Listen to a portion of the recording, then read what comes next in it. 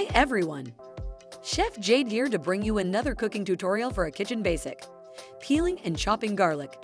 Since you already are an expert with the chef's knife due to our cutting onions tutorial, today we'll learn how to use it to peel and chop garlic. You may think cutting garlic would be the exact same for an onion, but you would be wrong. The trick to cutting garlic has to do with your process of removing the skin. It can be a real hassle, and being able to cut the cloves small enough so your final dish has garlic flavor but not garlic chunks.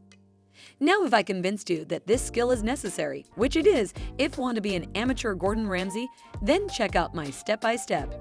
Step 1. For today's recipe, we will need a knife, cutting board, a medium pan, and a cooking spoon. Step 2. Choose a fresh garlic head. Dry and firm to the touch is what you're looking for. Step 3. Place the garlic head with the roots upwards and use both of your hands to flatten the head and set the cloves aside. This will help crack the skin of the clove. Step 4.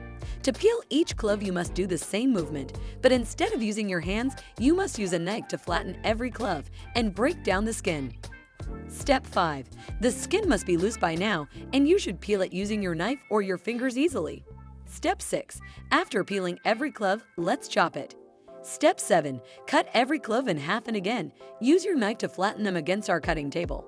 Make some horizontal cuts and then some vertical ones, and remember how closely you cut is how small you want your results. Step 8. Repeat the previous step with every garlic clove, and you'll end up with some beautiful chopped garlic. Tip: you can peel and chop several cloves of garlic for all-week preparations and store them in a small jar with some olive oil in the fridge. So, what dish do you plan on making with this garlic? Some homemade spaghetti sauce perhaps? Tell me on social media with the hashtag #JadesCookingTips.